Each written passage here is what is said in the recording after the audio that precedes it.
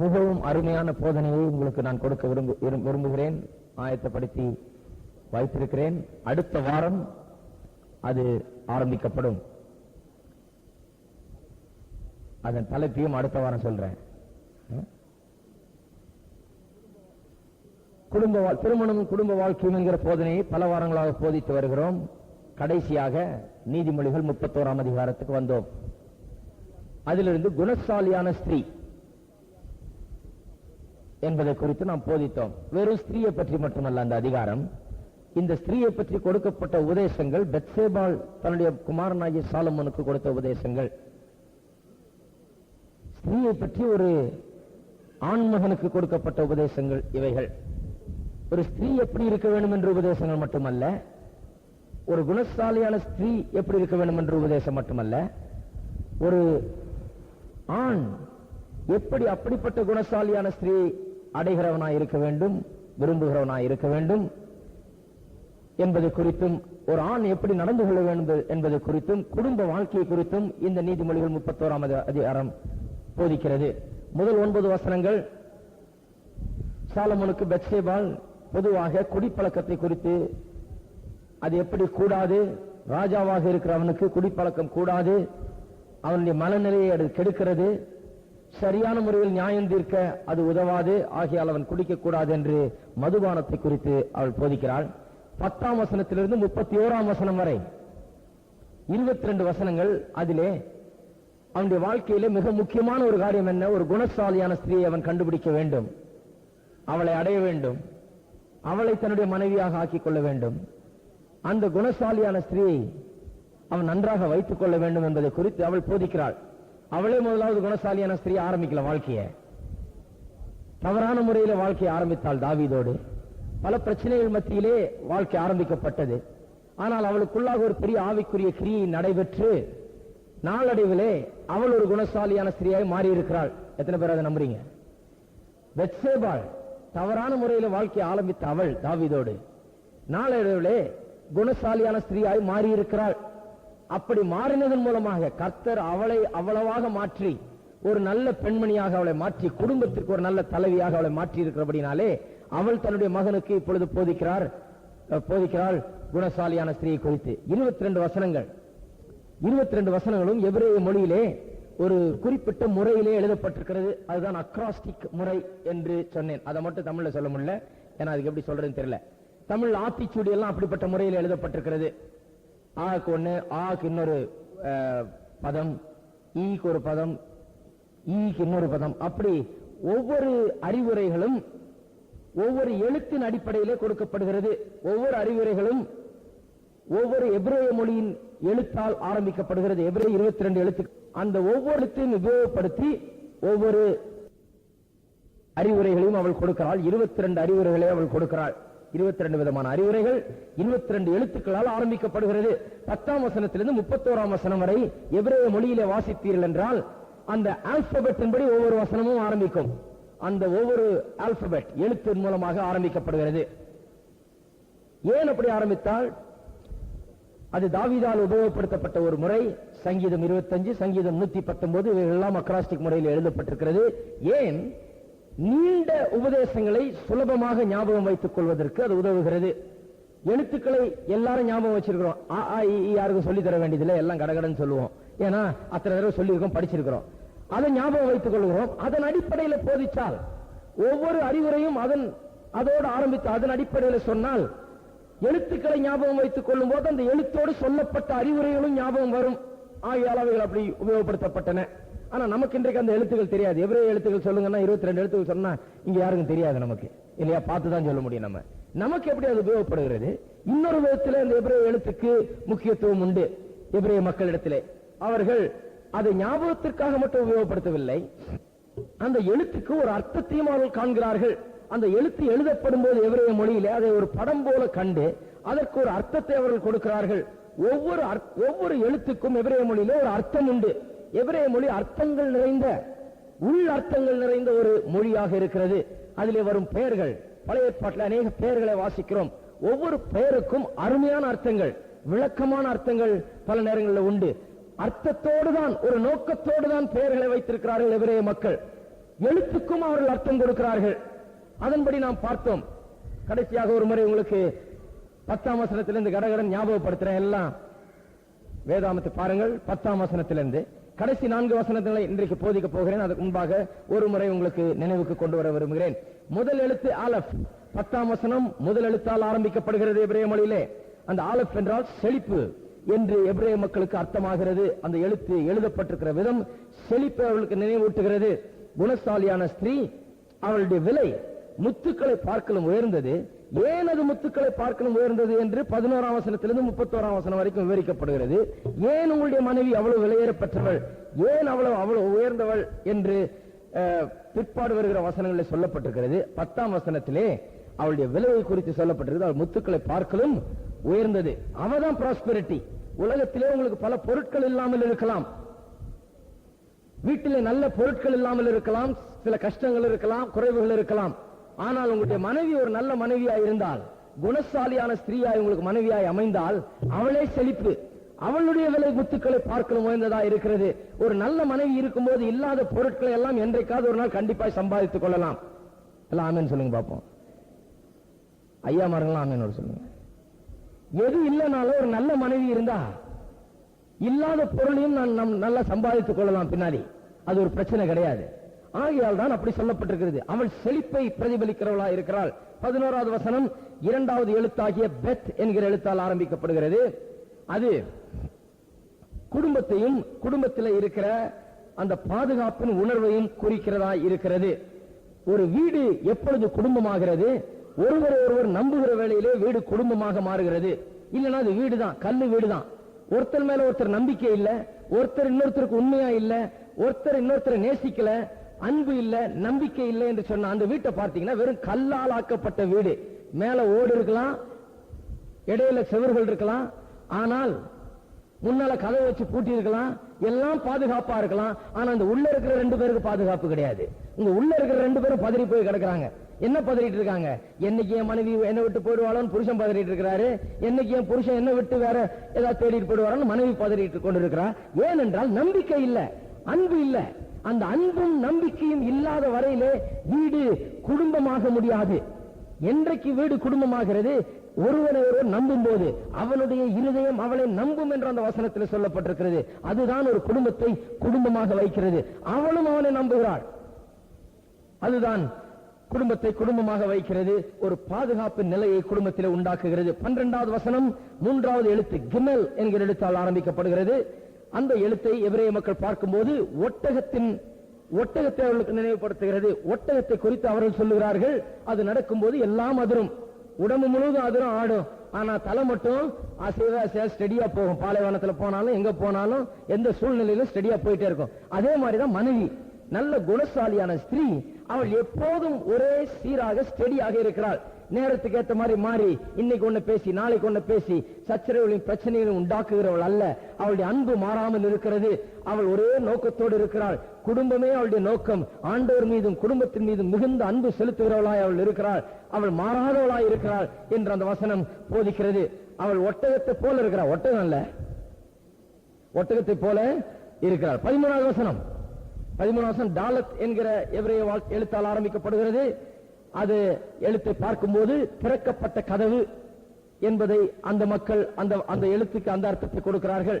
திறக்கப்பட்ட கதவு என்று சொன்னால் அவர்களுக்கு என்ன அர்த்தமாகிறது? வாழ்க்கையிலே பல கதவுகள் நமக்கு முன்பாக, வாசல்கள் நமக்கு முன்பாக திறக்கப்படுகிறது. தினந்தோறும் ஒன்றை தெரிந்து கொள்ள வேண்டியது அவசியமா இருக்கிறது. பல வாசல்கள், open doors of our lifes, opportunities of our life. நம்முடைய வாழ்க்கையில வாய்ப்புகள் ஒரு வாசலை போல இருக்கிறது. படிப்பதற்கும், வேலை செய்வதற்கும், மனம் முடிப்பதற்கும் மற்றும் பல காரியங்கள் நமக்கு வாசல்கள் நம்முடைய வாழ்க்கையில இருக்கிறது. இந்த வாசல்கள் அண்டையில வரும்போது தீர்மானிக்க வேண்டியதா இருக்கிறது, எந்த வாசலில் நுழைய போகிறோம் என்று. அந்த தீர்மானம் செய்யக்கூடிய அந்த திறமை, அபாரஸ் திறமை அந்த பெண்ணுக்கு உண்டு என்பதை குறித்து, குணசாலியான ஸ்திரியை குறித்தும் அவளுடைய நல்ல தீர்மானங்களை எடுக்கக்கூடிய ஒரு திறமையை குறித்தும் இந்த வசனம் போதிக்கிறது. 14வது வசனம் ஹே என்கிற எபிரேய எழுத்தால் ஆரம்பிக்கப்படுகிறது. அதற்கு பொருள் ஜன்னல்கள். ஜன்னல்கள் ஜன்னல்கள் என்றால் அந்த எழுத்தை பார்க்கும்போது அவர்களுக்கு ஜன்னலை போல தோணுகிறதாம். ஜன்னல்கள் என்றால் அவர்களுக்கு என்ன அர்த்தம் படுகிறது? வாழ்க்கையில் சரியான ஒரு கண்ணோட்டம், எல்லா காரியத்தை குறித்தும் சரியான பெர்ஸ்பெக்டிவ், கண்ணோட்டத்தை உடையவளாய் அவள் இருக்கிறாள். எதை முதல் வைக்கணும், எதை இரண்டாவது வைக்கணும், எது முக்கியம், எது முக்கியம் அல்ல, எதை மேன்மைப்படுத்தணும், எதை மேன்மைப்படுத்தக்கூடாது, எதை பெருசுப்படுத்தணும், எதை சிறுசுப்படுத்தணும் அப்படிங்கிற வாழ்க்கையில ஒரு சரியான கண்ணோட்டத்தை உடையவளாய் அவள் இருக்கிறாள்.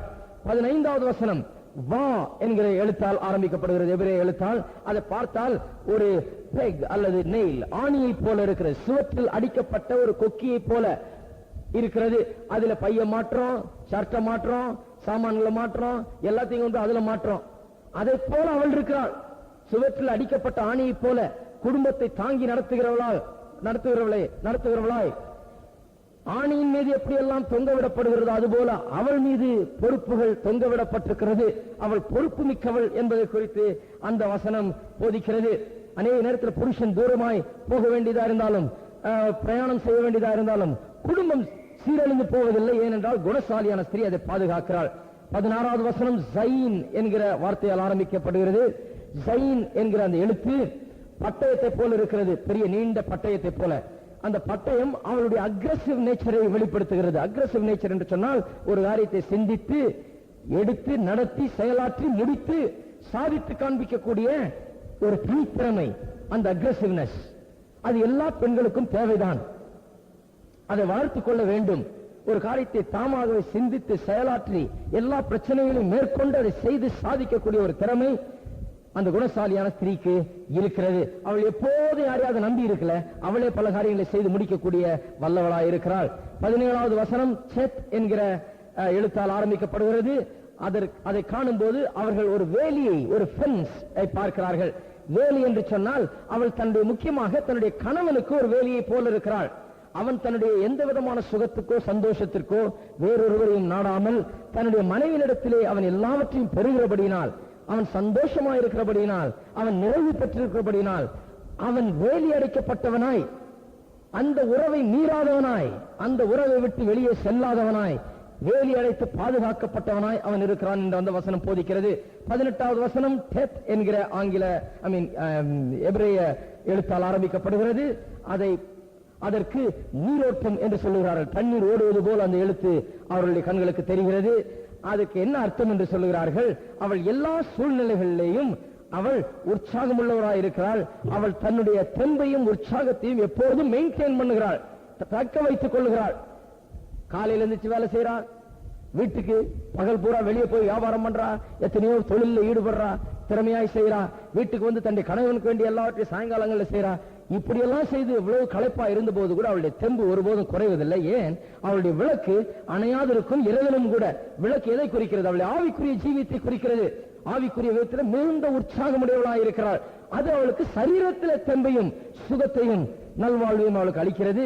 எல்லா விதத்திலும் தெம்பு குறையாதவளாய் இருக்கிறாள். 19வது வசனம் யோது என்கிற எபிரேய எழுத்தால் ஆரம்பிக்கப்படுகிறது. அது மூடப்பட்ட கையை குறிக்கிறது, உழைக்கும் கரத்தை அது குறிக்கிறது என்று சொல்லுகிறேன் என்று சொன்னேன். அவர்களுக்கு அது உழைக்கும் கரத்தை குறிக்கிறதா இருந்தது. கடினமாய் வேலை செய்யக்கூடியவள் அவள், எல்லா வேலை, வீட்டிலேயும் வெளியிலேயும். அடுத்த வசனம் 20ஆம் வசனம் காப் என்கிற எபிரேய எழுத்தால் ஆரம்பிக்கப்பட்டிருக்கிறது. அது திறக்கப்பட்ட கையை குறிக்கிறது அவர்களுக்கு. 19 மூடப்பட்ட கை, 20 திறக்கப்பட்ட கை. 19 உழைக்கும் கரங்கள், 20வது வசனம் கொடுக்கும் கரங்கள். கரங்கள் கொடுக்கக்கூடிய கரங்களாய் இருக்கிறது.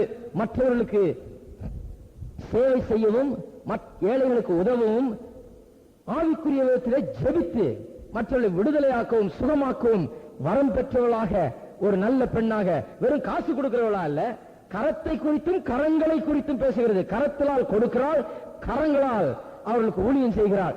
கரத்திலால் காசை கொடுக்கலாம், கரங்களால் என்ன பண்றா? ஜெபித்தவர்களை விடுதலையாக்குகிறவளாய் அவள் இருக்கிறாள்.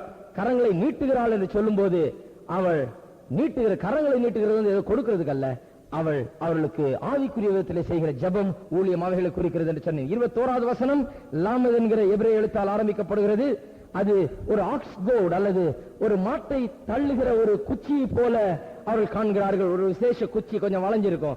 அதை வச்சு பின்னால ஒரு குத்துனா அந்த மாடு பள்ளம் மேடை பார்த்து மிரண்டு அல்லது வெளிச்சத்தை பார்த்து மிரண்டு எதையாவது ஒன்று பார்த்து போக முடியாம நின்று திணறி கொண்டிருக்கிற மாடை கூட அது உந்தி தள்ளும். அப்படிப்பட்ட உந்தி தள்ளக்கூடிய ஒரு மோட்டிவேட்டிங் போர்ஸ், உந்தி தள்ளக்கூடிய ஒரு குச்சி அவளுக்குள்ளாக இருக்கிறது, பரிசுத்த ஆவியானவர். அதன் மூலமாக அவள் தன்னைத்தானே உந்தி தள்ளிக் கொள்ளுகிறாள். கஷ்ட நேரத்துக்கு கூட சோர்ந்து போகாம தன்னைத்தானே உந்தி தள்ளிக்கொண்டு முன்னே செல்லுகிறாள் என்று சொன்னேன். 22வது வசனம் மேம் என்கிற எபிரேய எழுத்தால் ஆரம்பிக்கப்படுகிறது. அது தண்ணீரை குறிக்கிறது எபிரேய மக்களுக்கு. அது தன்னுடைய புருஷனோடு கூட அவளுக்கு இருக்கிற சரீர பிரகாரமான உறவை எப்படி அவள் காக்கிறாள், அதை மேன்மைப்படுத்துகிறாள் என்பதை குறித்து அந்த வசனம் போதிக்கிறது. ரத்தின கம்பளங்கள் என்றால் படுக்கை விரிப்புகள், அதை குறித்து நான் போதித்தேன். 23வது வசனம் நொன் என்கிற எபிரேய எழுத்தால் ஆரம்பிக்கப்படுகிறது.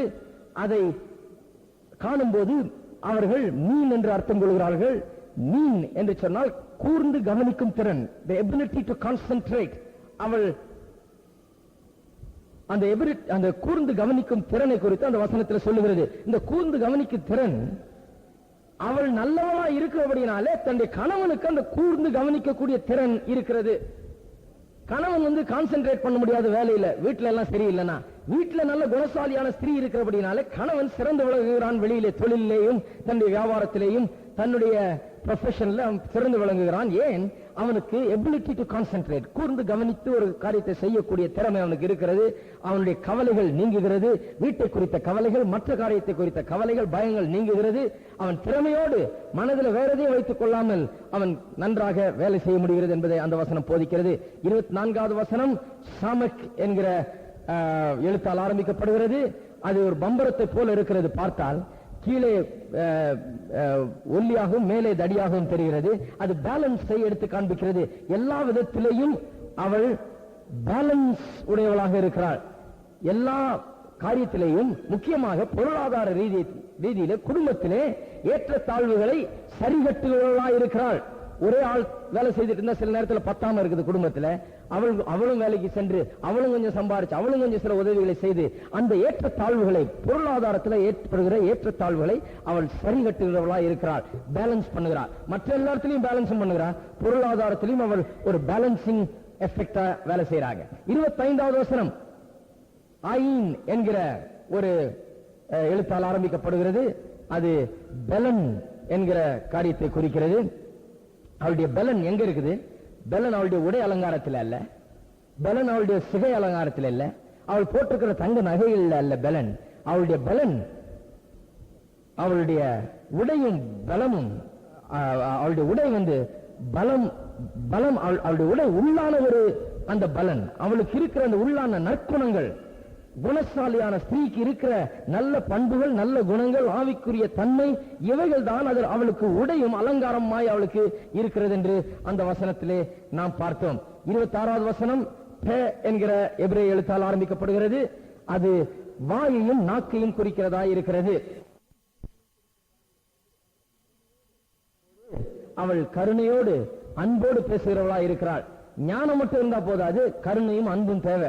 பல பெண்கள் அநேக நேரத்தில் ஞானமா சொல்லலாம், சில காரியத்தில் திறமையா இருக்கலாம், சில காரியங்கள்ல சொல்றது சரியா இருக்கலாம், ஆனா சொல்றது அன்போடு சொல்லாது இருக்கிறதுனால குடும்பத்தில் பிரச்சனைகள் ஏற்படுகிறது. இதை குறித்து ஏற்கனவே போதித்தோம். 27வது வசனம் ஜாடே என்கிற வார்த்தை, அது அறிவாளை போல இருக்கிறது, அறுவடை செய்யும் அறிவாளை போல இருக்கிறது. இது அறுவடையை குறிக்கிறது இந்த வசனம். அவள் தொடர்ந்து தன்னுடைய வாழ்க்கையிலே தேவனுடைய வார்த்தையை விதைத்து வருகிறாள். நல்ல காரியங்களை விதைத்து வருகிறாள். நல்ல சிந்தனைகளை, நல்ல எண்ணங்களை, நல்ல போதனைகளை, இவைகளை தன்னுடைய வாழ்க்கையில் அவள் விதைத்து வந்த காரணத்தினாலே அவள் அறுவடைக்கும் ஆயத்தமாகிறாள். அவள் அறுவடை செய்கிறாள். அவள் என்னத்தை அறுவடை செய்கிறாள்? நல்ல ஆவிக்குரிய திறமையும் அறிவையும் அவர் அறுவடை செய்கிறாள். 27ஆம் வசனத்தை குறித்து போதித்த போது சொன்னேன். அவள் எதை அறுவடை செய்கிறாள்? ஒரு பெரிய ஆவிக்குரிய அபார திறன். தன்னுடைய குடும்பத்திலே ஏதாவது காரியம் சரியாக நடக்கவில்லை என்றால் முன்கூட்டியே அறிந்து கொள்ளக்கூடிய ஒரு விசேஷ ஆவிக்குரிய திறனை அவள் பெறுகிறாள். எப்படி? அவளுடைய ஜபத்தின் மூலமாகவும் தியானத்தின் மூலமாகவும் அவள் தேவனிடத்திலே செலுத்துகிற அந்த நேரத்தின் மூலமாகவும் அவள் அந்த அபார சக்தியை பெறுகிறாள். அவள் தன்னுடைய ஆவிக்குரிய ஜீவியத்தின் பலனை அனுபவிக்கிறாள், அறுவடையை அனுபவிக்கிறாள். 28ஆம் வசனத்திலிருந்து 31 வரை இப்பொழுது சொல்ல போகிறேன். 28 31 வரை இதிலே அவள் எதை அறுவடை செய்கிறாள் என்று பார்க்கிறோம். அவள் வெறும் ஒரு ஆவிக்குரிய முன்னறிவை மட்டும் அவள் அறுவடை செய்கிறது மட்டுமல்ல, இன்னும் பல நன்மைகளை அவள் அறுக்கிறாள் தன்னுடைய வாழ்க்கையிலே. நல்ல எண்ணங்களையும் நல்ல காரியங்களையும் நம்முடைய வாழ்க்கையில விதைக்கும் போது பல நல்ல காரியங்களை நம்முடைய வாழ்க்கையிலே நாம் அறுவடையாக பெறுகிறோம். எத்தனை பேர் அதை விசுவாசிக்கிறீர்கள்? நல்ல காரியங்களை விதைச்சு பாருங்க. நல்ல காரியங்களை கண்டிப்பா அறுப்பீர்கள். நல்ல எண்ணங்களை விதைச்சு பாருங்க, நல்ல எண்ணங்களை அறுப்பீர்கள். நல்ல வார்த்தையை விதைத்து பாருங்க, நல்ல வார்த்தையை அறுப்பீர்கள். நீங்கள் எதை விதைக்கிறீர்களோ அதை அறுப்பீர்கள். குணசாலியான ஸ்திரீ தொடர்ந்து தன்னுடைய வாழ்க்கையிலே நல்லவற்றையே விதைக்கிறவளா இருக்கிறாள். ஆகையால் அவள் நல்லவற்றை அறுக்கிறாள்.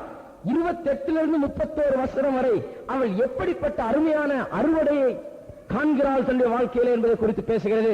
எல்லாம் ஆயத்தமாக கவனிக்கிறீங்களா? 4 வசனம் இன்னைக்கு. 28வது வசனம், அவள் பிள்ளைகள் எழும்பி அவளை பாக்கியவதி என்கிறார்கள். அவள் புருஷனும் அவளை பார்த்து, அநேகம் பெண்கள் குணசாலிகளாக இருந்ததுண்டு, நீயோ அவள் எல்லாருக்கும் மேற்பட்டவள் என்று அவளை புகழ்கிறான். 2 வசனம் வாசிக்கிறேன், 2 ஒரு நிமிஷம் ஒன்னா பார்ப்போம். 28வது வசனம் கோப் என்கிற எபிரேய எழுத்தால் ஆரம்பிக்கப்படுகிறது. 29வது வசனம் ரேஷ் என்கிற எபிரேய எழுத்தால் ஆரம்பிக்கப்படுகிறது. இந்த கோப் என்கிற எபிரேய எழுத்து தலையின் பின்பக்கத்தை குறிக்கிறதாம். ரேஷ் என்கிற எபிரேய எழுத்து தலையின் முன்பக்கத்தை குறிக்கிறது. 28வது வசனம் தலையின் பின்பக்கத்தை குறிக்கிறது. 29வது வசனம் தலையின் முன்பக்கத்தை குறிக்கிறது. இப்போது நான் ஒரு கேள்வி கேட்கிறேன், அதை அப்படியே மனசுல வச்சுங்க, இன்னும் கொஞ்ச நேரத்தில் விளங்கும் அது ஏன் பின்பக்கம் முன்பக்கத்துக்கு என்ன வித்தியாசம் இருக்குதுன்னு. 28ஆம் வசனத்துல பார்க்கிறோம், அவள் பிள்ளைகள் எழும்பி அவளை பாக்கியவதி என்கிறார்கள் என்று. இன்றைக்கு நான் உங்களை பார்த்து எத்தனை பேர் உங்க பிள்ளைங்க காலங்காத்தால எழுந்த உடனே, அம்மா அப்பா நீங்க ரொம்ப அருமையானவங்க, உங்களை மாதிரி உலகத்திலே யாரும் கிடையாதுன்னு சொல்லுவாங்க அப்படின்னு கேட்டா முக்காவாசி பேர் சொல்லுவீங்க, என் பிள்ளைங்க அப்படி சொல்றதே இல்லைங்க. காலங்காத்தால எந்திரிச்ச உடனே பிள்ளைங்க, ஐயோ எங்க அப்பா மாதிரி ஒரு அப்பா கிடையாது, எங்க அம்மா மாதிரி ஒரு அம்மா கிடையாது சொல்றாங்க. கிடையாது. காலங்காத்தால எந்திரிச்ச உடனே தொந்தரவு தான் ஆரம்பிச்சிடுறாங்க. என்னத்தை இட்லி பண்ணீங்க, நீங்க என்னத்தை சட்னி வச்சீங்க, எனக்கு இது வேணும், எனக்கு அது வேணும், எனக்கு காசு வேணும், எனக்கு இதை கொடுங்க அதை கொடுங்க, ஒரே பிரச்சனையா இருக்கு. இப்படிதான் அநேக நேரத்தில் நம்ம பார்க்கிறோம். சில நேரத்தில் தான் அந்த பிள்ளைகளுக்கு விவரங்கள் புரிகிறது. ஏன் பிள்ளைகள் சிறுவர்களாக இருக்கும்போது சில நேரத்தில் தாய் தகப்பனுடைய அருமையை அவர்கள் உணர்வுகிறது கிடையாது. அவள் பிள்ளைகள் எழும்பின்னு சொன்ன காலங்கத்தால எந்திரிச்ச உடனே அவளை போற்ற போறார்கள் சொல்லி இல்ல. உங்க பிள்ளைகள் காலையில் எந்திரிச்ச உடனே அவங்களை போற்ற மாட்டார்கள். இங்க எழும்பின்னு சொன்னா எதை குறித்து போதிக்கிறது? அவர்கள் வளர்ந்து ஒரு நாள் வளர்ந்து அவர்கள் ஆளான பிறகு நீங்கள் கஷ்டப்பட்டு அவர்களுடைய தொல்லையை பாராமல் ஒவ்வொரு நாளும் அவர்களுக்காக நீங்கள் பல காரியங்களை செய்து கடுமையாய் உழைத்தவர்களை அருமையாய் வளர்க்கும் போது ஒரு நாள் அவர்கள் வளர்ந்து ஆளாகிற வேளையிலே அவர்களுக்கு புத்தி நன்றாக தெளிவாக விளங்குகிற காலத்திலே அவர்கள் என்ன சொல்வார்கள்? அவள் எழும்பி என்று சொன்னால் காலையில் எழும்பி இல்ல, அவர்கள் வளர்ந்து பெரியவர்கள் ஆகி அவர்கள் சம்பாதித்து அவர்கள் குடும்பத்தை நடத்தி அப்படி பண்ணுகிற காலம் வரும்போது, அவர்கள் பொறுப்பை உணர்கிற காலம் வரும்போது, ஐயோ எங்க அம்மா ரொம்ப நல்ல அம்மாயான்னு உணர்வாங்க. ஹலோ, சின்ன பிள்ளைங்க ரொம்ப சின்ன பிள்ளைங்களா இருக்கும்போது எப்பவுமே அம்மா வேணும், பால் வேணும், அம்மா தூக்கி வச்சுக்கணும், அம்மா அரவணைச்சுக்கணும், அம்மா எப்பவுமே பக்கத்துல படுக்கணும், அம்மா எப்பவுமே கூட இருக்கணும் அப்படின்னு அம்மா புடவை பிடிச்சிக்கிட்டே சுத்திட்டு இருக்கும் பிள்ளைங்க. கொஞ்சம் வாலிபர் ஆனோன்னு அம்மா இல்லாம இருந்தா நல்லா இருக்குமே இருக்கும். இது அம்மாவால பெரிய தொல்லையா இருக்குதே. எத்தனை மணிக்கு வந்த, எத்தனை மணிக்கு போன, என்ன செய்த, ஏது பண்ண, இப்படி கேட்டுட்டு இருக்கிறாங்கன்னு சொல்லி கொஞ்சம் வாலிபன் ஆனோன்னு புடவையே பிடிச்சி பின்னாலேயே போய் பக்கத்திலேயே படுத்து பக்கத்திலேயே இருந்து ஊட்டி விட்டு சாப்பிட்ட பிள்ளை கொஞ்சம் வாலிபன் ஆனோன்னு என்ன சொல்லுது? இந்த அம்மாவால ஒரு பெரிய பிரச்சனையா இருக்குதா, எங்க அம்மா ஒரு பெரிய பிரச்சனை, வயசாக போச்சு, ஒன்னும் விளங்குறது இல்லை இந்த அம்மாவுக்கு அப்படின்னு அந்த பிள்ளை அப்படி ஆயிடுது இல்லையா? கொஞ்ச நாள் பொறுத்து அந்த ஸ்டேஜ் போய், அந்த டீனேஜ் இயர்ஸ் போய், அந்த வாலிப நாட்கள் மாறி, பொறுப்பற்ற நிலைகள் மாறி, கொஞ்சம் பொறுப்பு வரும்போது பிறகு திருப்பியும் வந்து ஒரு நாள் தன்னுடைய தாயை பாராட்டக்கூடிய ஒரு நாளும் வரும். தாய்மார்கள் பிள்ளைகளை வளர்க்கும் போது சோர்வடைந்து விடக்கூடாது. பிள்ளை என்ன அப்படி இருக்குதுன்னு. நீங்கள் குணசாலியான ஸ்திரீயா இருந்து நல்ல காரியங்களை போதித்து கர்த்தருக்குள் நீங்கள் ஜீவித்து ஜெபித்து அவர்களை கர்த்தரிடத்தில் ஒப்புவித்து அவளுக்கு கர்த்தருடைய காரியங்களை போதித்து இருக்கிற வேளையில கண்டிப்பாக சில நேரங்களில் அவள் பொறுப்பற்ற விதத்தில் நடந்து கொண்டாலும் பிடிக்காத விதத்தில் நடந்து கொண்டாலும் நீங்கள் ஜெபித்து கர்த்தரிடத்தில் உங்கள் பாரத்தை நீங்கள் வைக்கும் போது அவர்களை கர்த்தரிடத்தில் நீங்கள் ஒப்புவிக்கும் போது ஒரு நாள் அவர்கள் உணர்வார்கள், அவர்கள் திரும்புவார்கள், அவர்கள் வளருவார்கள். வளர்ந்து வரும்போது உண்மையாகவே என் தாய் நல்ல ஒரு தாய், எனக்காக எவ்வளவு பண்ணியிருக்கிறார்கள், என்னமா எனக்காக செய்திருக்கிறார்கள், என்னை இப்படி வளர்த்து என்னை ஆளாக்கி இருக்கிறார்களே என்று சொல்லி உணரக்கூடிய ஒரு காலம் கண்டிப்பாக வரும். அநேக தாய்மார்களுக்கு இதை புரிந்து கொள்ள முடியல. எப்பவுமே குழந்தை சின்ன பிள்ளை மாதிரியே இருக்கணும்னு நினைச்சுக்கிறாங்க. சின்ன குழந்தை மாதிரியே எப்பவுமே பக்கத்திலேயே இருந்து சொன்னது பேச்சே கேட்டுட்டு இருக்கணும்னு நினைக்கிறாங்க. கொஞ்சம் பெச மாதிரி பிள்ளை போகும்போது கொஞ்சம் தானாகவே சில காரியங்களை செய்து தாயை நிராகரிக்கிறது போல தோணும் போது கஷ்டமா இருக்குது அவங்களுக்கு. கவலைப்படாதீங்க. நீங்க தொடர்ந்து அவர்களுக்கு நன்மை செய்யுங்கள். நீங்கள் தொடர்ந்து அவர்களுக்காக ஜெபியுங்கள். நீங்கள் தொடர்ந்து அவர்களுக்கு போதியுங்கள். தொடர்ந்து அவர்களை வழி நடத்துங்கள். தொடர்ந்து தாயாக இருங்கள். தொடர்ந்து நீங்க செய்ய வேண்டிய கடமையை செய்யுங்கள். ஒரு குணசாலியான ஸ்திரீ ஒரு நாளும் ஏமாறப் போவதில்லை. அவள் விதைக்கிற அந்த நல்ல விதைக்கு ஒரு பெரிய அறுவடை காத்துக் கொண்டிருக்கிறது. ஆமாம் சொல்லுங்க பாப்போம். கண்டிப்பா காத்துக்கிட்டு இருக்குது. நல்ல தாயாக இருந்து அன்பு காட்டி அவளை வளர்த்து கர்த்தருடைய வார்த்தையை அவர்களுக்கு சொல்லி போதித்து வளர்த்து அவளை ஆளாக்கினால் சில நேரங்களில் பிரச்சனை வரலாம். ஆனால் நீங்கள் விதைத்த அந்த விதைக்கு, ஜெபத்தின் விதைக்கு, நீங்கள் உங்கள் பாரத்தை கர்த்தரிடத்திலே போட்டு அவர்களுக்காக பாரம் எடுத்து செய்த காரியங்கள், அவர்களுக்கு போதித்த காரியங்கள், அவர்களுக்கு செய்த காரியங்கள், இவைகள் எல்லாம் ஒரு நாளும் வீணாக போவதில்லை. நீங்கள் விதைக்கிற நல்ல விதைகளுக்கு நல்ல அறுவடையை ஒரு நாள் கண்டே தீர்வீர்கள் என்கிற நம்பிக்கை. உங்களுடைய பிள்ளை நல்லா வருவான், ஒரு நாள் வளர்ந்து உங்களை போற்றுவான், உங்களை புகழ்வான் என்கிற அந்த நம்பிக்கை உங்களுக்குள்ள இருக்கணும். ஏன்னா தப்பு ஒண்ணு செய்யல. நீங்க ஒருவேளை இப்ப நீங்க தப்பு செய்து போல உங்க பிள்ளைக்கு தோணலாம். ஆனா குணசாலியான ஸ்திரீயா இருந்தால், நீங்கள் நல்லதை செய்திருப்பீர்கள் என்றால், நீங்கள் உண்மையாய் நடந்து கொண்டிருப்பீர்கள் என்றால், நீங்கள் சரியான தாயா இருந்திருப்பீர்கள் என்றால் கவலைப்பட வேண்டியதில்லை. உங்களுடைய நல்ல விதைக்கு நல்ல ஒரு அறுவடை காத்துக் கொண்டிருக்கிறது. கண்டிப்பாக பிள்ளைகள் வளர்ந்து வரும்போது அவளை பாக்கியவதி என்கிறார்கள். எழுந்தின்ற இடத்துல அநேகர் நினைச்சுக்கிறாங்க காலையில் எழுந்த உடனே அவளை பாக்கியவதினு போறாங்க. காலையில் எழுந்த உடனே சில நேரம் திட்டிட்டு தான் இருக்கிறாங்க. சில நேரம் காலையில் எழுந்த உடனே பாக்கியவதினு போறதில்லை. வளர்ந்து எழும்பி பெரிய ஆளான பிறகு அவளை பாக்கியவதி என்கிறார்கள். அவள் புருஷனும் அவளை பார்த்து, பாருங்க, புருஷனும் அவளை பார்த்து.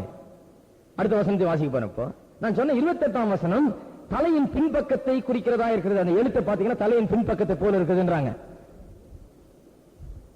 119ஆம் சங்கீதத்தை பாத்தீங்கன்னா தெரியும். பெரிய பைபிள்ல நல்ல கன்கார்டன்ஸ்ல எல்லாம் பாத்தீங்கன்னா அந்த படம் தெளிவா தெரியும். தலையின் பின்பக்கம்ன்றாங்க. ஏன் அப்படி சொல்லி இருக்கிறாங்க? பின்புத்தி. அது பிள்ளை உடனே இன்னைக்கு போட்டுறது இல்ல, இன்னைக்கு புகழ்கிறது இல்ல, இன்னைக்கு எழுந்து பாக்கியவதின்னு சொல்றது இல்ல. தாய பின்னால இருக்குது, தெரியாது, அந்த நினைவு விடாது. வளர்ந்து ஆளாயி தான் பொறுப்புகளை ஏற்று காரியங்களை செய்கிற காலம் வரும்போது தாய் நல்லவள் பாக்கியவதி என்று அவள் போற்றுவான். அவனுக்கு பின்னால அந்த இது இருக்குதான் செய்கிறது. நீங்கள் விதைத்த விதை ஒருபோதும் எங்கேயும் சென்று விடாது. அது சீரழிந்து விடாது. அது எப்போதும் இருக்கும். அது பலன் கொடுக்கும். அது பின்னால் இருந்துட்டு இருக்குது. முன்னால ஒருவேளை நீங்க காணாமல் இருக்கலாம். அந்த வார்த்தையில நீங்கள் அதை காணாமல் இருக்கலாம். நடந்து கொள்ளுற விதத்தில் அது உங்களுக்கு தெரியாமல் இருக்கலாம். ஆனால் நீங்கள் குணசாலியான ஸ்திரீயா இருந்து நல்ல விதைகளை விதைத்திருப்பீர்கள் என்றால் அவனுடைய தலைக்கு பின்னால அது இருந்துகிட்டே இருக்குது. அந்த நினைவு ஒரு நாள் அது முன்னால வரப்போகுது. இப்போது எங்க இருக்குது? பின்னால இருக்குது. அதுதான் அங்க சொல்லி இருக்குது. அவள் புருஷனும் அவளை பார்த்து,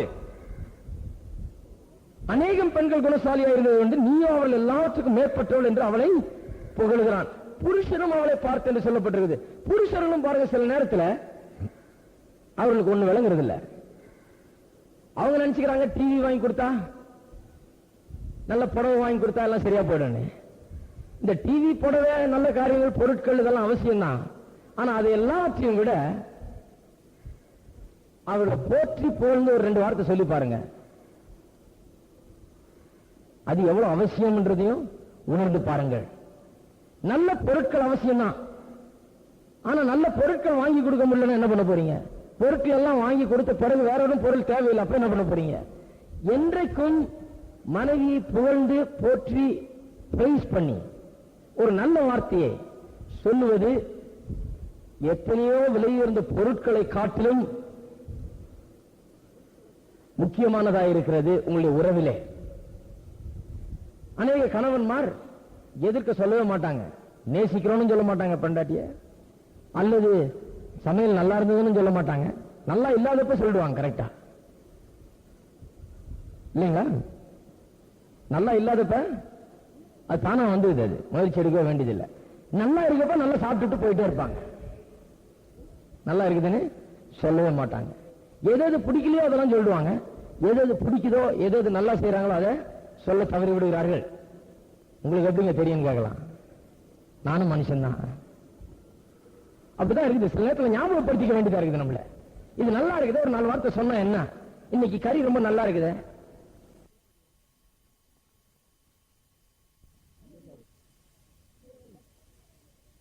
உள்ளே இருந்து பரிந்து பேசுகிறவர் பரிசுத்த ஆவியானவர். அது பெரிய ஒரு நட்பை, அந்த உறவை உறுதிப்படுத்துகிற விதத்தில் அது பெரிய விதத்தில் கிரியை செய்கிறது. அது ரொம்ப முக்கியம்.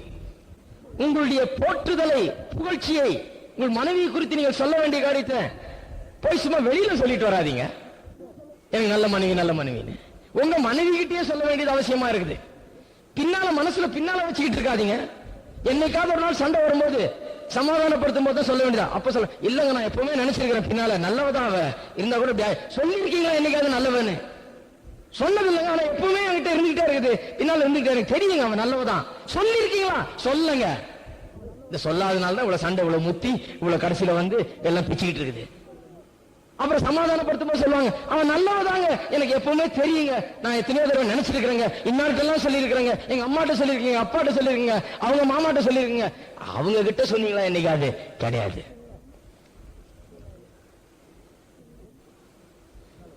பின்னால வச்சுக்காதீங்க, முன்னால கொண்டு வந்துருங்க.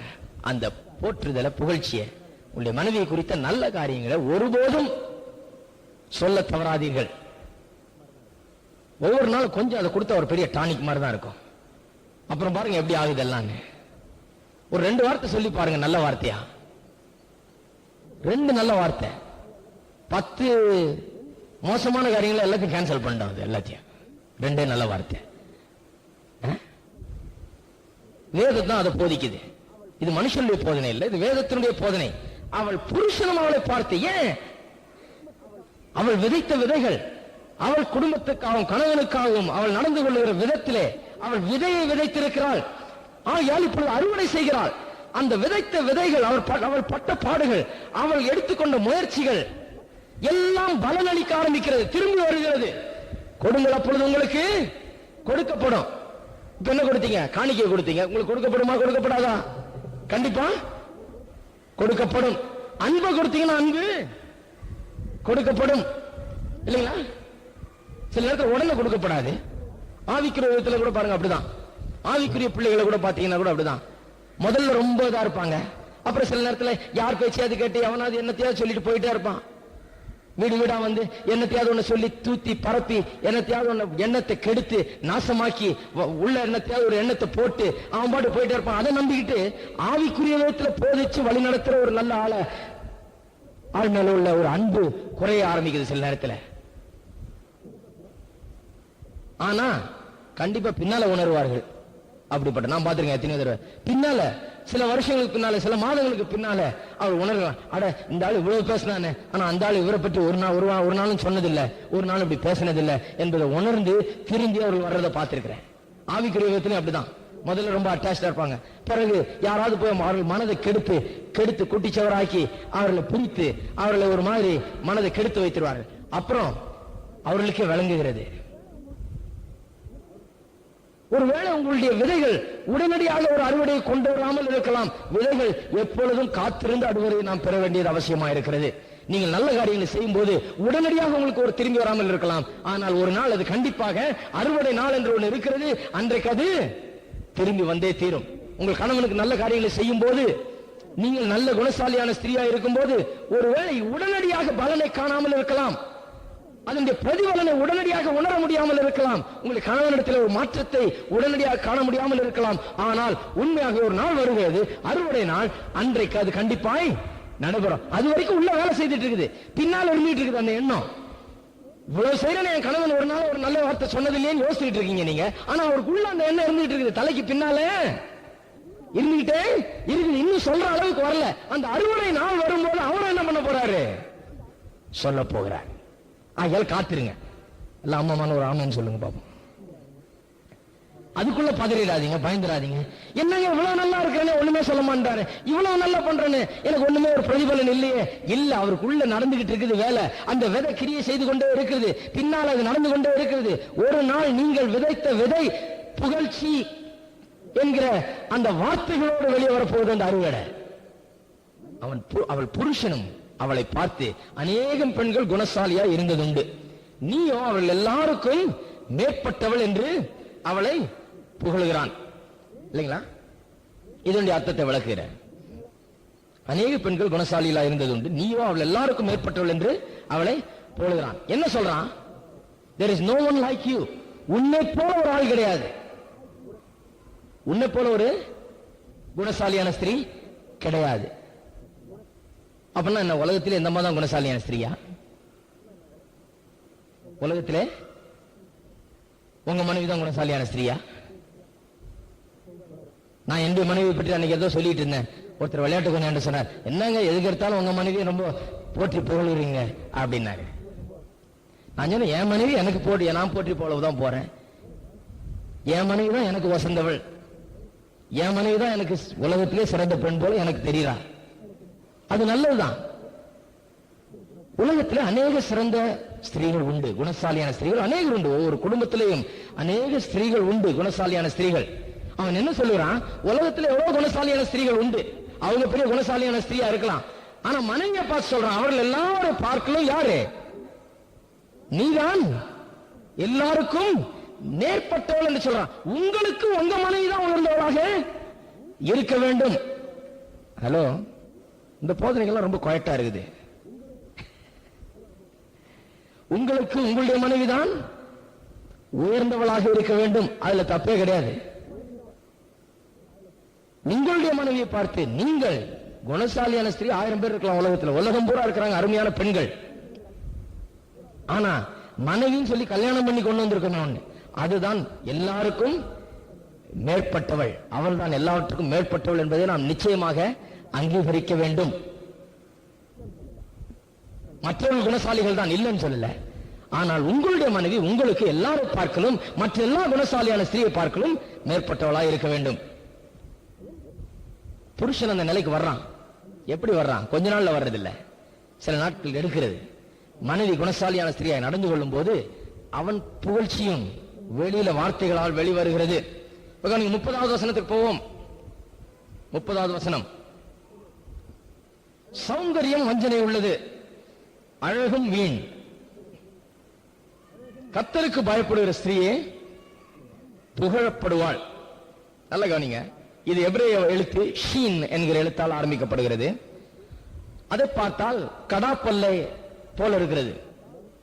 கடவாப்பல், மெல்லுகின்ற அந்த பல்,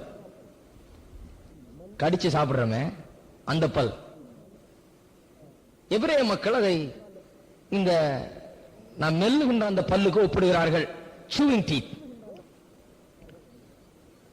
தேவனுடைய வார்த்தையிலே மெல்லுகிறது என்றால், அசை போடுகிறது என்றால், தேவனுடைய வார்த்தையை அசை போடுகிறது இல்லையா? இங்க சொல்லப்பட்டிருக்கிறது, கர்த்தருக்கு பயப்படுகிற ஸ்திரீயே புகழப்படுவாள். அவள் ஏன் புகழப்படுகிறாள் என்பதற்கு ஒரு காரணம் உண்டு. ஏனென்றால் அவள் கர்த்தருக்கு பயப்படுகிறவள், கர்த்தருடைய வசனத்தை தியானிக்கிறவள், கர்த்தருடைய வார்த்தையை அசை போடுகிறவள், கர்த்தருடைய வார்த்தையின்படி நடக்கிறவள். அவள் கர்த்தருடைய வார்த்தையை மனதிலே வைத்து அசை போட்டு சிந்தித்து அதையே தன்னுடைய மனதிலே கொண்டு அதையே பேசி அதையே தன்னுடைய நாவிலே வெளிப்படுத்துகிறவளாய் அவள் இருக்கிறாள். ஆகையால் தான் அவளுக்கு புகழ்ச்சி ஏற்படுகிறது. பிள்ளைகள் புகழுகிறார்கள், புருஷன் புகழுகிறார், எல்லாரும் புகழுகிறார்கள் அவளை. ஏன்? அவள் கர்த்தருக்கு பயப்படுகிறவள். அவளுக்கு புகழ்ச்சியை உண்டாக்குகிறது எது? கர்த்தருக்கு பயப்படுகிற பயம். அவள் கர்த்தருடைய வார்த்தையை தியானிக்கிற அந்த தியானம், அவள் கர்த்தருடைய வார்த்தையை அசை போடுகிற அந்த தியான வாழ்வு, அவர் கர்த்தருடைய வார்த்தையின் மேல் காட்டுகிற அன்பு, அதன்படி நடக்கிற அந்த பண்பு, அதுதான் அவளுக்கு புகழ்ச்சியை ஏற்படுத்துகிறது. ஆகையால் தான் சொல்லுகிறாள், சௌந்தரியம் வஞ்சனை உள்ளது, அழகும் வீண். என்ன சொல்றா? அழகும் சௌந்தரியம் புகழ்ச்சியை உண்டாக்கல. இன்னைக்கு உலகம் எப்படி சொல்லுது? மற்றவங்க உன்னை பார்த்து புகழணுமா? ரொம்ப அழகா ட்ரெஸ் பண்ணு, ரொம்ப ஸ்டைலா இரு. சரி, ஸ்டைலா இருக்கிறதுல ஒண்ணும் இல்ல, அழகா ட்ரெஸ் பண்றதுலயும் ஒண்ணும் இல்ல. ஆனா உலகம் என்ன சொல்லுது? அதனாலதான் மற்றவங்க புகழ்வாங்க. நல்ல மேக்கப் போட்டு, நல்லா கொண்டைய முடிச்சு, பார்க்கறதுக்கு அழகான புடவைகளை உடுத்தி, தாம் தூமன் இருந்தாதான், பார்க்கறதுக்கு ஆஹா ஓஹோன்னு இருந்தாதான் உலகம் புகழும் என்று சொல்லி உலகம் புகழ்ச்சியை குறித்து ஒரு தவறான எண்ணத்தை உடையதாக இருக்கிறது. ஏன் புகழ்றாங்க? நீ பார்க்கறதுக்கு அவ்வளவு நல்லா இல்ல, அதனால ஒன்ன புகழ மாட்டாங்க. சௌந்தரியம் தான் முக்கியம், அழகுதான் முக்கியம் அப்படின்னு சொல்லி அநேகர் மணிக்கணக்கா அதுல நேரம் செலவழிச்சிட்டு இருக்காங்க. தாராளமா செலவழிச்சுங்க, அதை பற்றி ஒண்ணுமே கிடையாது. அதுக்குனால நான் எதிரி கிடையாது. அநேக மணி நேரங்களை அதுக்கு செலவழிக்கிறாங்க. எதுக்கு? என்ன நினைச்சிட்டு இருக்காங்க? அவர்களுக்கு அதன் மூலமா புகழ்ச்சி வரப்போகுதுன்னு சொல்லி. அமெரிக்கால அது ரொம்ப முக்கியம். அமெரிக்கால ஒரு பெண்ணை பார்த்தா உடனே சொல்லணும், ஓ யூ லுக் குட். இங்க சொன்ன உததான் உள்ள, அங்க சொல்ல வேணும், சொல்லிதான் ஆகணும். சொல்லலன்னா கோச்சுக்குவாங்க. அருமையா ட்ரெஸ் பண்ணிட்டு வந்தா, ஓ யூ லுக் நைஸ். எதை சொல்றோம்? அவள் உடுத்தி இருக்கிற உடை, அவள் போட்டிருக்கிற கொண்டை, அவள் போட்டிருக்கிற மேக்கப், அதை பார்த்து யூ லுக் நைஸ். ஒரு பெண்ணை பார்த்துட்டே இருக்கும், திடீர்னு ஒரு வித்தியாசமான சிகை அலங்காரம் பண்ணிட்டு வர்றாங்க, கண்டிப்பா சொல்லணும் யுவர் ஹேர் லுக்ஸ் நைஸ். சொல்லணும், அந்த அம்மாவுக்கு உள்ள புண்ணாயிடும், மனசு வெந்து போயிடும். இன்னைக்கு இவ்வளவு கஷ்டப்பட்டு போய் நான் சிகை அலங்காரம் ஷாப்புக்கு போய் இவ்வளவு எல்லாம் பண்ணிட்டு போனா, இந்த பாஸ்டரும் ஒண்ணும் சொல்ல, இந்த மற்ற விசுவாசிகளும் ஒண்ணும் சொல்ல, யாருமே ஒண்ணும் சொல்லியே, யாருமே என்ன பார்க்கலையா, இது எவ்வளவு அழகா இருக்குன்னு ஒருத்தருமே ஒண்ணும் சொல்லியே அப்படின்னு கோச்சுக்குவாங்க. உலகம் அப்படி இருக்குது பாருங்க. உலகம் நினைத்துக் கொண்டிருக்கிறது சௌந்தரியம் அழகும் தான் போற்றுதலையும் புகழ்ச்சியும் உண்டாக்குகிறது என்று சொல்லி வேத வசனம் சொல்லுகிறது. சௌந்தரியம் அழகும் அல்ல உங்களுக்கு புகழ்ச்சியை கொண்டு வர போகிறது. தேவனுக்கு பயப்படுகிற பயம்தான் உங்களுக்கு புகழ்ச்சியும் போற்றுதலையும் உண்டு பண்ண போகிறது. ஆகியாதான் 1 பேதுரு 3 அதிகாரத்தில் வாசிச்சோம் இல்லையா? அமைதியிலும் சாந்த குணம், சாந்தமும் ஆகிய நற்குணம், அதுதான் முக்கியம். மயிரை பின்னுதலும், பொன்னாபரணங்களை அணிந்தலும், உயர்ந்த வஸ்திரங்களை உடுத்திக் கொள்ளுதலும்னா அதை உடுத்தாதீங்க இல்ல. ஆனா உங்களுக்கு உண்மையான புகழ்ச்சி உங்களுடைய பிள்ளைகளிடத்திலிருந்தும், உங்களுடைய கணவரிடத்திலிருந்தும், உலகத்தாரிடத்திலிருந்தும் உங்களுக்கு உண்மையான புகழ்ச்சி வரணுமா? நீங்க உடுக்கிற உடையினால் அது இல்ல, நீங்க போட்டிருக்கிற நகையினால் அது இல்ல, நீங்கள் போட்டிருக்கிற சிகை அலங்காரத்தினால் அது இல்ல, உங்களுக்கு பார்க்கக்கூடிய காரியங்களால் அது இல்ல. அது உங்களுக்குள்ளாக நீங்கள் வளர்த்துக் கொள்ளுகிற ஆவிக்குரிய நற்குணமும் அமைதியும் சாந்தமான குணத்தை வளர்த்துக் கொள்ளுகிறதுனால தான் உங்களுடைய பிள்ளைகளும் கணவரும் உலகமும் உங்களை புகழும். ஹலோ, இருக்கிறீங்களா? உடை நல்லா உடுத்த வேண்டியதுதான், சிகை அலங்காரம் நல்லா பண்ண வேண்டியதுதான். அதுக்குன்னு பரட்ட தலையா போயிட முடியாது. அதுல ஒண்ணும் புகழ்ச்சி யாரும் அதை யாரும் புகழ போறதில்லை. ஆனா புகழ்ச்சி, உண்மையான புகழ்ச்சி எங்கிருந்து வருது? தேவனுக்கு பயப்படுகிற ஒரு ஸ்திரீயை பார்த்தா மற்றவர்கள் புகழுகிறார்கள். அநேகர் ஆடம்பரமாக உடுத்தி பல நல்லா பார்க்கறதுக்கு நல்லா இருக்கிறாங்க, எல்லா விதத்திலும் நல்லா இருந்தும் சில நேரத்தில் வீட்டுல பிள்ளைகளோ அல்லது கணவரோ அல்லது வெளியில் இருக்கிறவர்களோ ஒருபோதும் அவளை புகழ்கிறது கிடையாது, இகழ்வாய் தான் பேசுகிறாங்க சில நேரத்தில். அது என்னத்தை காண்பிக்கிறது? வெறும் உடையிலையும் பார்க்கறதுக்கு அழகா இருக்கிறதுலையும் சௌந்தரியத்திலும் அழகிலையும் புகழ்ச்சி வருகிறது இல்ல. கர்த்தருக்கு பயப்படுகிற அந்த ஸ்திரீக்கு தான் உண்மையான புகழ்ச்சி ஏற்படுகிறது. உண்மையான புகழ்ச்சியை விரும்புங்கள், கண்டிப்பாக அந்த புகழ்ச்சி வரும், அந்த புகழ் வரும். எதுக்கு புகழ போறாங்க? கடைசியில எதுக்கு உங்களை புகழ போறாங்க? எவ்வளவு அழகா இருந்தீங்கன்றதுக்காக அல்ல. அது ஒரு சின்ன மைனர் பாயிண்ட் தான். எவ்வளவு நல்ல ஒரு ஆவிக்குரிய பெண்ணாக, சகோதரியாக, மனைவியாக, தாயாக நீங்கள் இருந்தீர்கள் என்பதை குறித்து தான் புகழப் போகிறார்கள். எல்லாரும் ஒரு ஆமீன் சொல்லுவோம். ஆகையால் தான் சௌந்தரியம் வஞ்சனை உள்ளது, அழகும் வீண். அழகும் வீண் அழகா இருந்தா அதை அசிங்கப்படுத்திங்கன்னு சொல்றோமா? கொஞ்சம் அழகா இருந்தா கரிய பூசிங்கன்னு சொல்றோமா? கிடையாது. என்ன சொல்லி இருக்குது? புகழ்ச்சி, உண்மையான புகழ்ச்சியை உண்டாக்குகிறதுக்கு சௌந்தரியம் அழகு உங்களுக்கு உதவி செய்ய போகிறது இல்லை, அதுக்கு வீண். அதனால அழகா இருக்கவங்க போய் கொஞ்சம் நல்ல கூரா இருக்க முக சப்பையா வைக்காதீங்க, அழகா இருக்கிற முகத்தை கறி பூசிக்காதீங்க. அப்படி கிடையாது. அழகும் சௌந்தரியம் வீண் ஏன் சொல்லி இருக்குது? உங்களுக்கு உண்மையான புகழ்ச்சியை அது ஏற்படுத்த முடியாது. அந்த விதத்தில் நீங்க அழகையும் சௌந்தரியத்தை நினைத்தீங்கன்னா அது வீண், அதுக்கு அது உதவ போகிறது இல்லை. அழகும் சௌந்தரியம் இருக்கிறதுனால புகழ்ச்சி உங்களுக்கு ஏற்பட போகிறதில்லை. புகழ்ச்சி அது கொண்டு வர முடியாது. பிள்ளைகளிடத்திலும் கணவரிடத்திலும் உலகத்தின் மத்தியிலையும் உங்களுக்கு புகழை அது கொண்டு வர முடியாது. ஆகையால் அது வீண். அந்த அர்த்தத்தில் சொல்லப்பட்டிருக்கிறது. ஆகையால் அது வீண். கர்த்தருக்கு பயப்படுகிற ஸ்திரீயே புகழப்படுவாள். கர்த்தருக்கு பயந்து ஜீவித்து பாருங்கள், புகழ்ச்சி கண்டிப்பா உண்டா. வீட்டுல, பிள்ளைகளிடத்துல, கணவரிடத்துல, உலகத்துல புகழ் உங்களுக்கு உண்டா இருக்கும். கைகளை உயர்த்தி ஆமென் சொல்லுவோம். 31வது வசனம், கடைசி வசனம் வந்துட்டோம். 31. இந்த 31வது வசனம் ஒரு எபிரேய எழுத்தால் ஆரம்பிக்கப்படுகிறது. அதை கையெழுத்தின் சின்னமாக அவர்கள் கருதுகிறார்கள். Symbol of or emblem of signature. கையெழுத்தின் சின்னமாக, சிக்னேச்சர் மாதிரி. ஒரு காரியத்தை சொல்லிவிட்டு ஒரு கடிதத்துல கடைசியில் என்ன பண்றோம்? ஒரு கிறுக்கு இருக்கிறோம், கையெழுத்து போடுறோம் இல்லைங்களா? இந்த பெண் இப்பொழுது கையெழுத்து போடுகிறாள். பெத்சேபாள் இவ்வளவு அறிவுரைகளை சொல்லிட்டு 31வது வசனத்தில் தன்னுடைய கையெழுத்தை போடுகிறாள். அந்த அர்த்தத்தில் தான் இங்க சொல்லப்பட்டிருக்குது. அவள் கைகளின் பலனை அவளுக்கு கொடுங்கள், அவளுடைய செய்கைகள் வாசல்களில் அவளை புகழக் கடவது. நல்ல கவனிங்க, அவள் நல்லதையே செய்து குணசாலியான ஸ்திரியாய் இருந்து நன்மையானவைகளை செய்து சிறந்தவளாய் விளங்கினபடினால் அவள் புகழ்ச்சி பெற்றவளாய் இருக்க போகிறாள். அவளுடைய புகழ்ச்சி எதுல இருக்குது? அவளுடைய கைகளின் பலன்கள்ல இருக்கிறது. இந்த fruit of her hands. அவள் எடுத்துக்கொண்ட முயற்சிகள், பிள்ளைகளை வளர்ப்பதிலேயும் குடும்பத்தை காப்பதிலேயும் மற்ற காரியங்களை செய்வதிலேயும் அவள் எடுத்துக்கொண்ட முயற்சிகளிலே தான் பலன். அந்த பலனிலே தான் அவளுடைய கையெழுத்து அடங்கி இருக்கிறது. அந்த பெண் எப்படிப்பட்டவள் என்று பார்க்க வேணுமா? அவளுடைய கையெழுத்து அவளுடைய பிள்ளைகளில் இருக்கிறது. அவளுடைய கையெழுத்து அவளுடைய கணவனிலே பார்க்கலாம். அவளுடைய பிள்ளைகளை பார்த்தால் தெரியும், அவளுடைய கணவனை பார்த்தால் தெரியும் எப்படிப்பட்டவர்களாக அவர்கள் உருவாகி இருக்கிறார்கள், எப்படி இருக்கிறது அந்த குடும்பம் என்று பார்த்தால் அந்த பெண்ணுடைய கையெழுத்து தான் எல்லா இடத்திலையும் இருக்குதான். எல்லாத்திலையும் அவளுடைய முத்திரை இருக்கிறது. அவள் எவ்வளவு நல்ல ஒரு தாயாக, மனைவியாக, பெண்ணாக அந்த குடும்பத்தில் இருக்கிறாள் என்பது எல்லாத்திலையும். படம் வரைஞ்சிட்டு சித்திரம் வரைகிறவன் 100 படம் வரைஞ்சிட்டு 100 தவறாம கையெழுத்து போட்டது என் படம் தான் வச்சிருக்கான. அது போல இந்த குணசாலியான ஸ்திரீ தன்னுடைய பிள்ளைகளிலேயும் கணவனிலேயும் தான் எடுக்கிற முயற்சிகளிலேயும் தன்னுடைய கையெழுத்தை நிச்சயமாக விட்டு செல்லுகிறவர்களா இருக்கிறார். பார்க்கிறவர்களுக்கு தெரியும் இது இவளுடைய வேலை, இவளால் தான் இது இப்படி இருக்கிறது, இவளுடைய முயற்சியால், இவளுடைய நல்ல குணத்தால், இவளுடைய சாந்தமும் அமைதலுமான குணத்தால், இவளுடைய நற்பண்புகளால் இன்றைக்கு இந்த குடும்பம் எப்படி இருக்கிறது, பிள்ளைகள் எப்படி இருக்கிறார்கள், கணவன் எப்படி இருக்கிறார்கள் என்று அவளுடைய கையெழுத்தை எல்லாரிலும் அவர்கள் பார்ப்பார்கள், எல்லாவற்றிலும் அவர்கள் பார்ப்பார்கள். அததான் இங்க சொல்லி இருக்குது. her signature. அவள் கைகளின் பலனை அவளுக்கு கொடுங்கள். அவளுடைய செய்கைகள் வாசல்களில் அவளை போல கடவுது. நல்ல கவனிங்க, வாசல்களை பற்றி முந்தி வாசித்தோம். மூப்பர்கள் நியாயஸ்தலத்தில் உட்கார்ந்திருக்கையில் பெயர் பெற்றவனாயிருக்கிறான். 23ஆம் வசனத்தில் வாசித்தோம் புருஷனை குறித்து. அவள் புருஷன் தேசத்து மூப்பர்களோட நியாயஸ்தலங்களில் உட்கார்ந்திருக்கையில் பெயர் பெற்றவனாயிருக்கிறான். ஆங்கிலத்தில் கேட்ஸ் என்று சொல்லப்பட்டிருக்கிறது.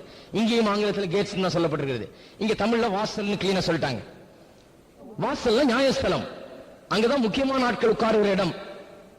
அவளுடைய செய்கைகள் வாசல்களில், வாசல்னா தெரு வாசல் அல்ல, வீட்டு வாசல் அல்ல, கோயில் வாசல் அல்ல. வாசல் என்று சொன்னால் பெரியவர்கள் உட்கார்ந்து பஞ்சாயத்து பண்ணுகிற இடம், முக்கியமான இடம், கோர்ட்டு போன்ற இடம், நியாயம் நீதி விசாரிக்கப்படுகிற இடம், மற்றவர்களை குறித்து பேசப்படுகிற இடம்.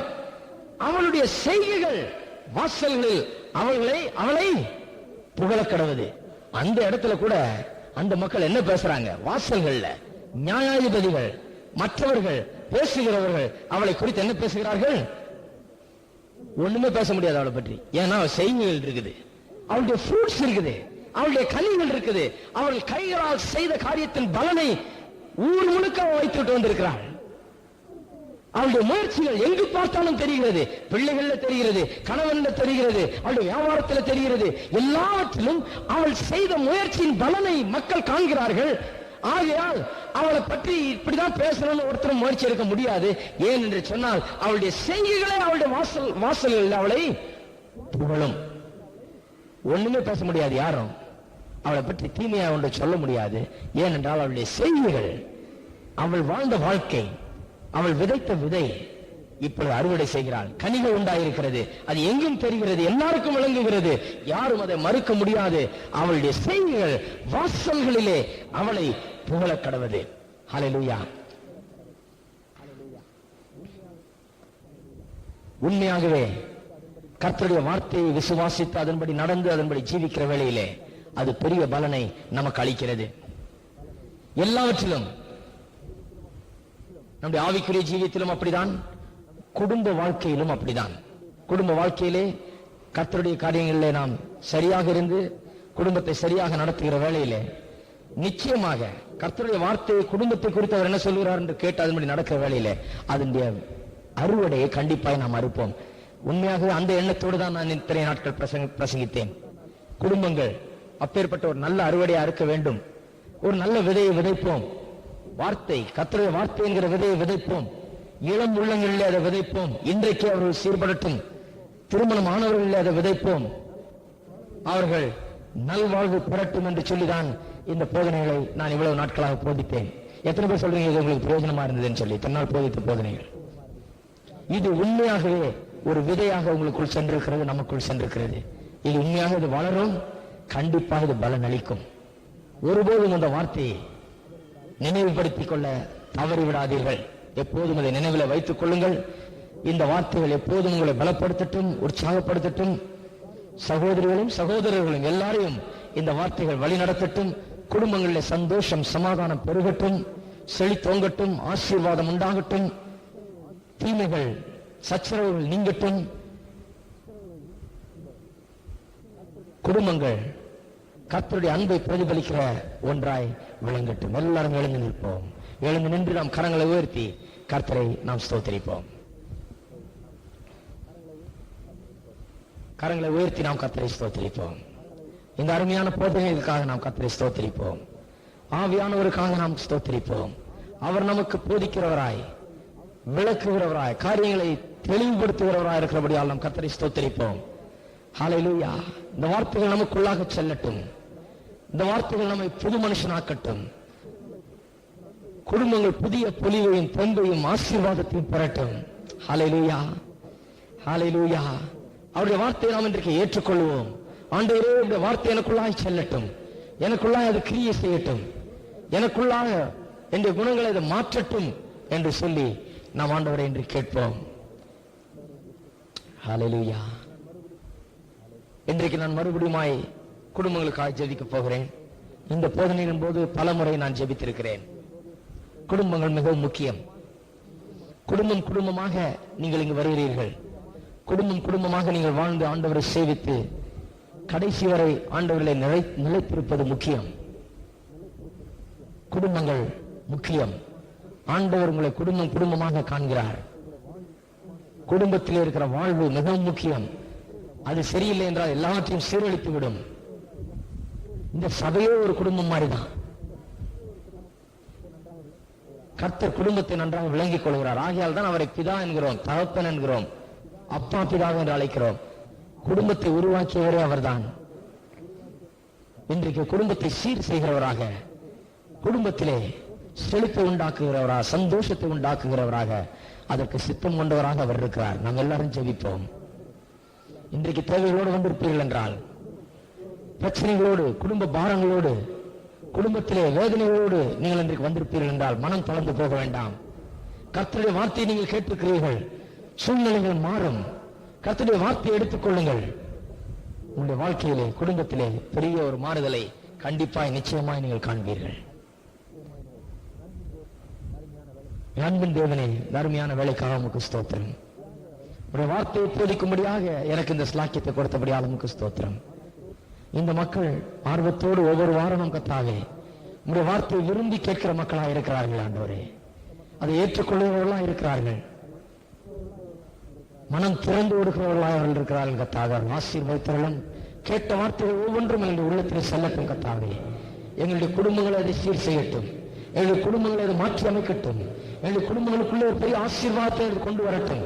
பிள்ளைகள் மத்தியிலேயும், கணவன் மனைவி மத்தியிலேயும் சமாதானத்தை, சந்தோஷத்தை, நிம்மதியும் கர்த்தாவே உண்டாக்கட்டு. கர்த்தாவே, ஒவ்வொரு பிள்ளைகளும் உமக்கென்று வளரட்டு. கர்த்தாவே, உம்முடைய கிருபையிலேயும் உம்முடைய சத்தியத்திலேயும் கர்த்தாவே, உண்மையிலேயும் உறுதியாக அவள் வளரட்டு. கர்த்தாவே, உமக்கு பயப்படுகிற பயம் குடும்பங்களிலே பரவட்டும். கர்த்தாவே, தாய் தகப்பனிடத்திலிருந்து கர்த்தருக்கு பயப்படுகிற பயம் பிள்ளைகளிடத்தில் பரவட்டும். கர்த்தாவே, உமக்கு உண்மையுள்ளவர்களாய், உமக்காய் நிற்கிறவர்களாய், உண்மையிலே பிரியப்படுகிறவர்களாய், எல்லாவற்றுக்கும் மேலாக உண்மை வைக்கிறவர்களாய் ஒவ்வொரு குடும்பமும் இருக்கட்டும். கர்த்தாவே, குடும்பம் குடும்பமாய் திளைக்க பண்ணியவர்கள் கர்த்தாவே, அவள் ஆசீர்வதித்தவர்கள் கர்த்தாவே, சண்டைகள் சச்சரவுகளை நீக்கிறலும், மனத்தாங்கல்களை நீக்கிறலும், பிரச்சனைகளை நீக்கிறலும், பிரிவுபட்ட குடும்பங்கள் கூட ஒன்று சேரட்டு. கர்த்தாவே, இயேசுவின் நாமத்தினாலே அற்புதங்களை குடும்பங்களில் நடத்தித்தவர்கள் கர்த்தாவே, சமாதானத்தை உண்டு பண்ணியவர்களும் நிறைவை உண்டு பண்ணியவர்கள் கர்த்தாவே, குறைகளை நீக்கிறலும், கணவன் மனைவியிடத்தில் இருக்கிற குறைகளை நீக்கிறவர்கள் கர்த்தாவே,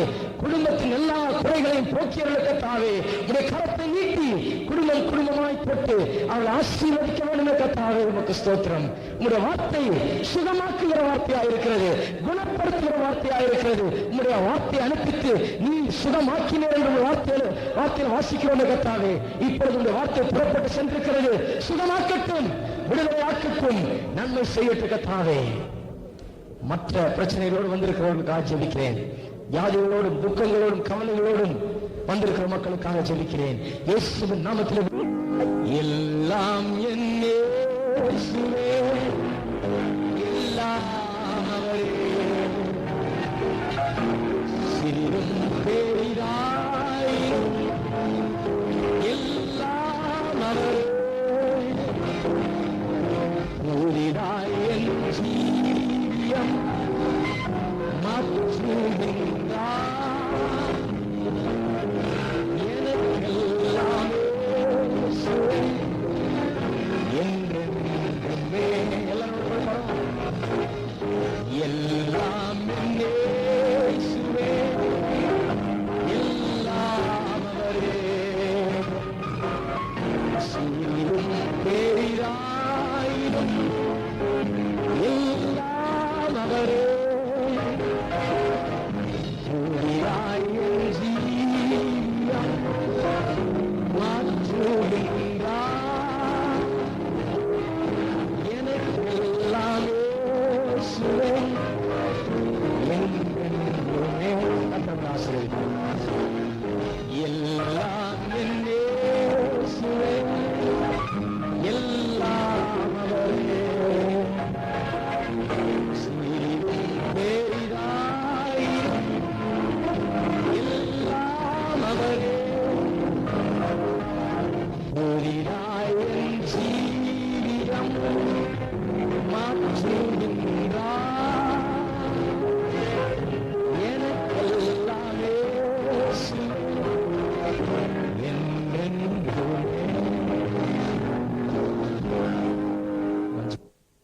But this